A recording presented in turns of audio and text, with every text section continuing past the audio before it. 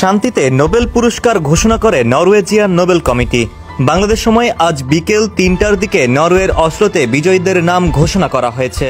চলতি বছরের প্রায় শুরু থেকে ডোনাল্ড ট্রাম্প একাধিকবার নিজেকে এই পুরস্কারের যোগ্য দাবি করেছেন। ফলে অন্য যে কোনো বছরের তুলনায় এবার শান্তিতে নোবেল জয়ের নাম জানার প্রতি আগ্রহ তৈরি হয়েছে অনেকের।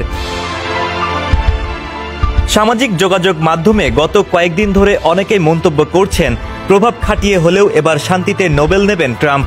কিন্তু মনোনীত কেউ কি নরওয়েজিয়ান নোবেল কমিটির সিদ্ধান্তের উপর প্রভাব ফেলতে পারেন? কারা আছেন এই কমিটিতে?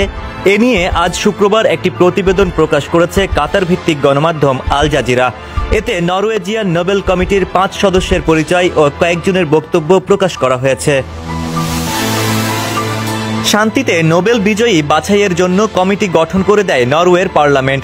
সদস্যদের মেয়াদ থাকে 6 বছর। মেয়াদ শেষে তারা আবার নির্বাচিত হতে পারেন।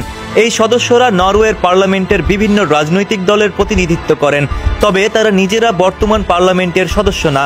এই কমিটির সচিবের দায়িত্ব পালন করেন নরওয়েজিয়ান নোবেল ইনস্টিটিউটের পরিচালক। বর্তমান কমিটির চেয়ারম্যান হলেন ইউর্গেন ভাইটে ফ্রিডনেস।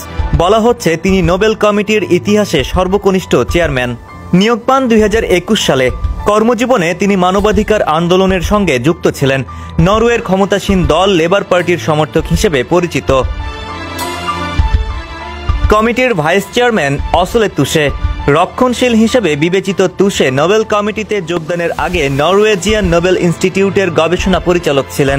বাকি সদস্যদের মধ্যে আছেন 75 বছর বয়সী অ্যান এঙ্গার। কর্মজীবনের শুরুতে তিনি নার্সিং বিষয়ের শিক্ষক ছিলেন, পরে রাজনীতিতে যুক্ত হন। তিনি নরওয়ের সেন্টার পার্টির সমর্থক। 68 বছর বয়সী ক্রিস্টিন ক্লেমেট নরওয়ের কনজারভেটিভ পার্টির রাজনীতিবিদ। 49 বছর বয়সী গ্রি লারসেন নরওয়ের পররাষ্ট্র মন্ত্রণালয়ের সাবেক কর্মকর্তা ও মানবিক সংস্থা কেয়ার নরওয়ের প্রধান। লারসেন এর আগে ট্রাম্প প্রশাসনের বিদেশি সহায়তা ব্যয় কমানোর সিদ্ধান্তের সমালোচনা করেছিলেন। বিবিসিকে দেওয়া একটি সাক্ষাৎকারের বরাত দিয়ে ইউর্গেন ভাইটে ফ্রিডনেসের বক্তব্য তুলে ধরেছে আল জাজিরা। ফ্রিডনেস বলেন, কমিটি চাপের কাছে নতি স্বীকার করে না এবং সবসময় স্বাধীনভাবে সিদ্ধান্ত নেওয়া হয়। প্রতি বছর আমরা হাজার হাজার চিঠি, ইমেইল, আবেদন পাই, তাই এমন প্রচারণা বা চাপ আসলে কোনো নতুন বিষয় নয়। সাক্ষাৎকারে ডোনাল্ড ট্রাম্পের নাম উল্লেখ করেননি ফ্রিডনেস, তবে এর আগে মার্কিন প্রেসিডেন্টের গণতান্ত্রিক দেশগুলোর বিরুদ্ধে অবস্থান নেওয়ার সমালোচনা করেছিলেন।